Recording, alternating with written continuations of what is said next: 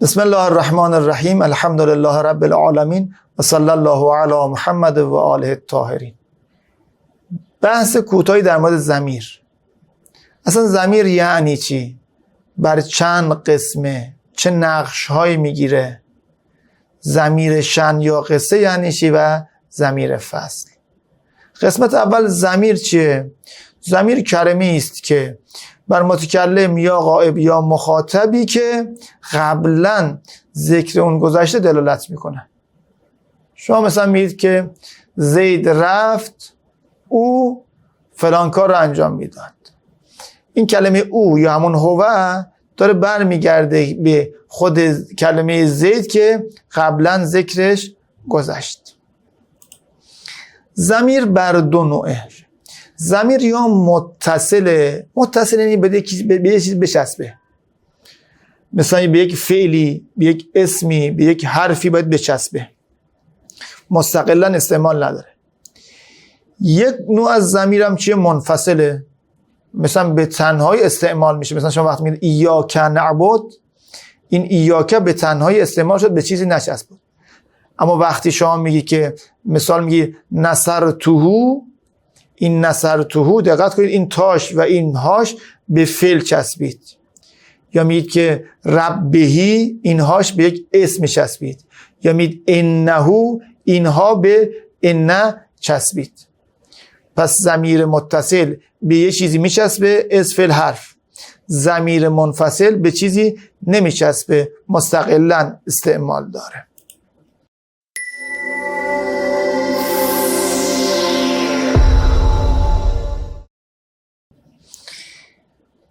توی تقسیم بندی ضمیر متصل یا ما چون اینا اسم هستن دیگه، اسم هم سه حالت اعرابی میره: رفع، نصب، جر.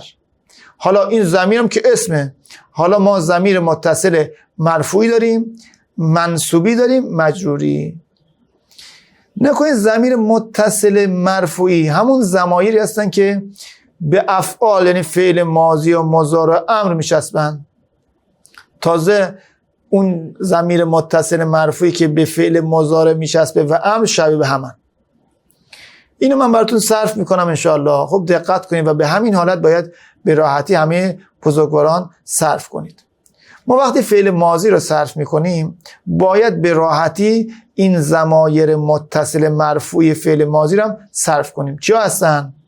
نکنید هو تو صیغه 1 و 4 تو فعل ماضی مستتره. هو، الف، واو، هی، الف، نون. تا، تما، توم، ت، تما، تونه، تونا. شما همید نصر، نصرا، نصرو، نصرت، نصرتا، نصرنا، نصرت، نصرتما، نصرتم، نصرت، نصرتما، نصرتن، نصرتو، نصرنا.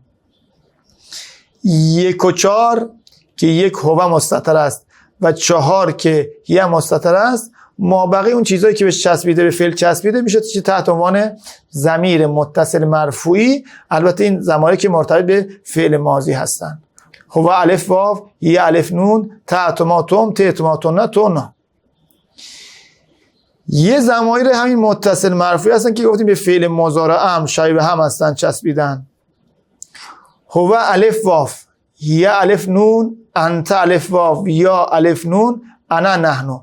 نمون تو فعل مضارع 5 تا ضمیر مستترن: صیغه 1، 4، 7، 13، 14. هو، هی، انت، انا، نحنو. یه نکته هم به شما عرض بکنم.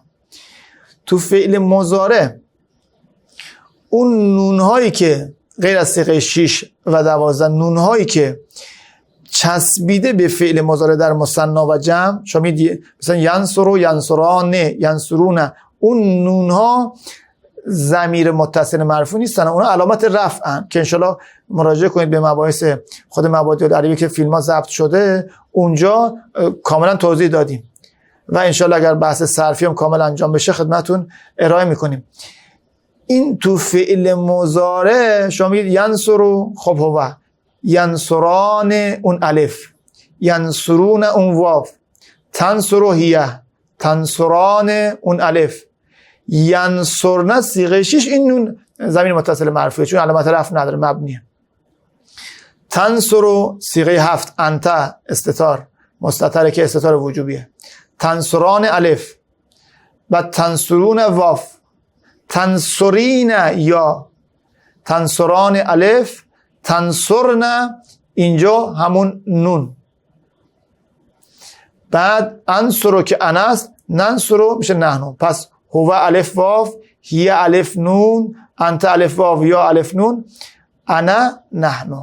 به اینا میگن ضمایر متصل مرفوعی که عموما هم نقش این ضمایر یا فاعلن یا اگر فعل مجهول باشه نایب فاعلن. فقط یه نکته تو این قسمت بگم، توی چه فعل ماضی چه مضارع این صیغه 1 و 4 این مستتر شدن ضمیرش جوازیه. یعنی وقتی ما همچین فعلایی تو صیغه 1 و 4 دیدیم، اول دنبال اسم ظاهر مرفوع میگردیم تحت عنوان فاعل. اگر بود که هیچی، اینا خالی از ضمیرن. اگر نبود میایم میگیم این هو یا هیه میشود فاعلش یا نائب فاعلش.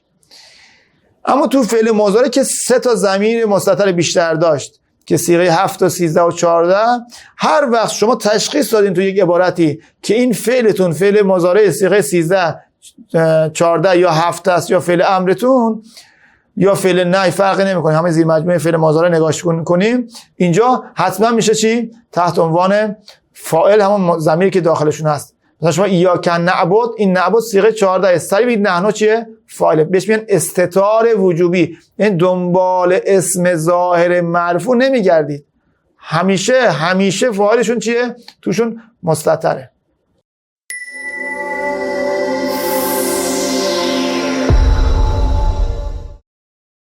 اما ضمایر متصل منصوبی و مجروری چیه؟ ضمایر متصل منصوبی و مجروری شبیه به همن. وقتی که تو جمله استعمال بشه به چیزی که مثلا به فعل یا به حرف یا به اسم بچسبه، اون موقع میگیم منصوبی است یا مجروری. اما شکل و قیافش یکیه، برای همین خود صرفش بر ما راحته. چیا هستن؟ هو، هما هم، ها هما هنه، که کما کم، که کما کنه، یه نوع. یک بار برای همیشه اینو حفظ بکنیم و بدونیم، یعنی اینو حفظ بکنیم، بنویسیم، تمرین بکنیم که وقتی که تو جمله استعمال شد متوجه بشیم که این ضمیر متصل منصوبی مجروریه. خب اینا تو بحث نحوی و نقششون اگر به فعل بچسبند، اینجا 99% میشن مفعول به. اون 1% هم یک نکته ریزی هستش که تحت عنوان مفعول مطلق هست، اون رو فعلا کار نداشته باشید. خب یک زمانی هم مثلا یک نکته ریزی هست که تحت عنوان منصوب به نزد حافظ میگن اگر فعل متعدی نباشه به فعل بچسبه. حالا این 1-2% رو فعلا کار نداشته باشید. شما تو حالت عادیش به فعل بچسبه میشود مفعول به اسم بچسبه میشود مضاف الیه. شما میگید ربی، خب این یا صیغه 13 این یا میشه مضاف الیه. اگر هم به حرف بچسبه، اگر به حرف جر بچسبه، مثلا بهی میشه محلا مجرور و همین مثل اسم مجرور.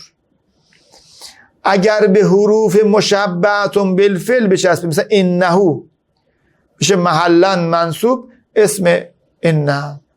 پس به فعل مفعول به اسم بچسبه مضاف الیه، به حرف بچسبه حرف جر میشه مجرور، به حروف مشبهتون بالفعل بچسبه میشود تحت عنوان اسم انه و محلا منصوب.